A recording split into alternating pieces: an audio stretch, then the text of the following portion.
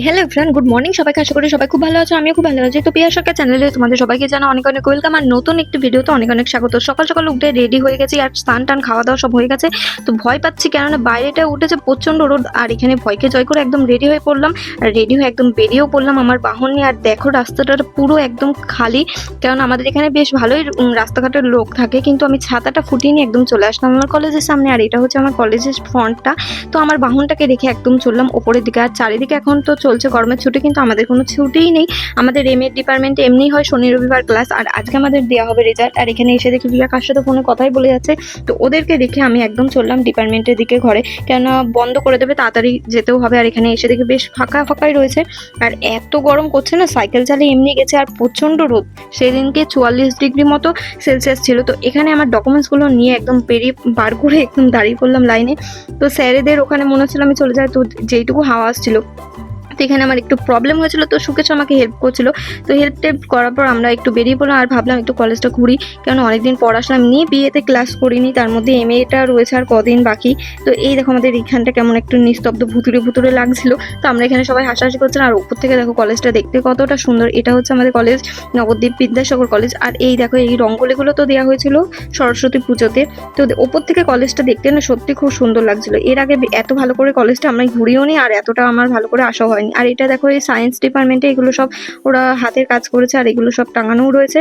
তো আমরা ঘুরে ঘুরে দেখছিলাম। আর এখানে দেখো একটা বিল্ডিং হয়েছিল, তো বিল্ডিংটা ভেঙে আবার কি করা হচ্ছে সেটা জানি না, এখানে কাজকর্ম সব করছিল আর এগুলো দেখছিলাম। তো আমরা ভাবলাম আমাদের ক্লাসরুমটা তো অনেকদিন যায় না, একটু ঘুরে আসি। তো এসে দেখি আমাদের বেঞ্চ টেঞ্চ কিছুই নেই, এখানে আছে চেয়ার। আর রিয়া বসে পড়লো, আর ওরা ইয়ার কি মারছিল। তো আমরা একটু আড্ডা মেরে ঘর থেকে বেরিয়ে পড়লাম। আর এই যে এত গরম করছিল, তারপর সুকেশ আমাকে আর রিয়াকে দিয়ে দেয় দুটো আইসক্রিম, কেননা ওর ট্রেনের টাইম হয়ে গেছে, তার জন্য ও বেরিয়ে যায়। তো আমরা আইসক্রিম খেয়ে একদম চলে আসি বাড়ি। আর এখানে এসে আমি আমার দিদি বোন মা বাবা সবাইকে নিয়ে বেরিয়ে পড়ি। ওরা টোটো করে গেছে, আমরা হেঁটে হেঁটে গেছি। আর এই জায়গাটা চিনতে পারছো, এটা হচ্ছে পোড়ামতলা মোড়। আজকে আমরা বেরিয়েছি কেননা আজকে আছে আমাদের এক জায়গায় নিমন্ত্রণ।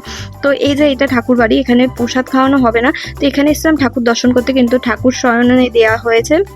আর এখানে এসে দেখি এত ভিড়, প্রচণ্ড ভিড়। আর এই দেখো রিয়ার বোনেরাও এসেছিল প্রসাদ খেতে। আর রিয়ার বোনেদেরকে তোমরা বুঝতে পারছো, পিছনে একজন আছে সামনে একজন আছে, ওরা হচ্ছে টুইন।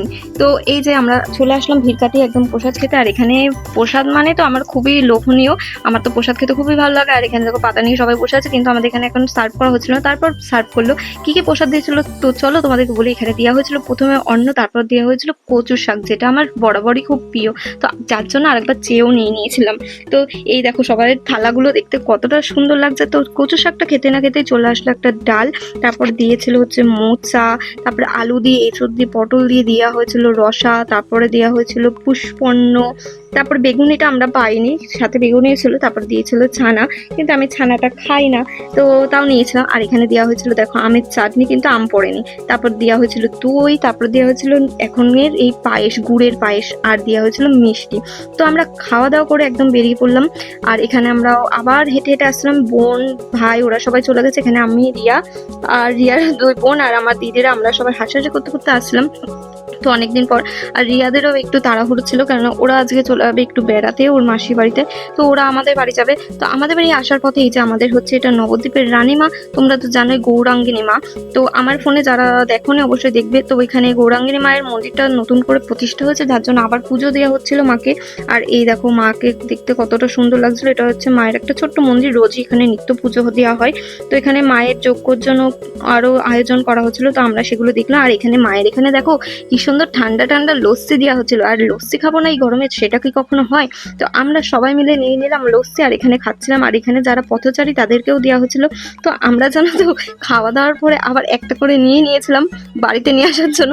এখানে আমরা ফটো তুলছিলাম, আর আমরা তারপরে খেতে খেতে আসছিলাম। তো চলো আজকের ভিডিওটা আমাদের এইটুকুনি নেই। তো রিয়ারা চলে গেল বাড়ি। তো ভালো লাগলে লাইক করে শেয়ার সাবস্ক্রাইব করে দেবে সবাইকে। টাটা।